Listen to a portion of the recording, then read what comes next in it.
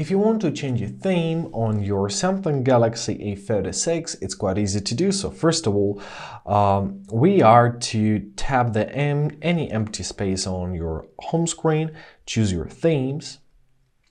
Now give it a couple seconds.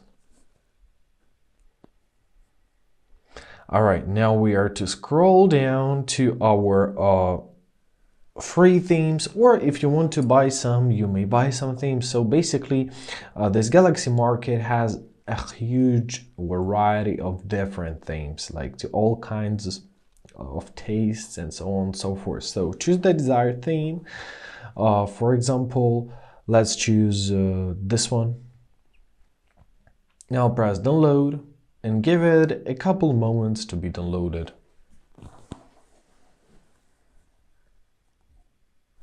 Now press apply.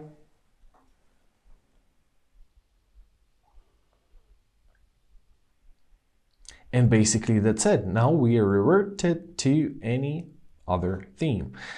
And that's how you do this. I hope this video was helpful. Thank you so much for watching. Have a great day and please consider subscribing to our channel.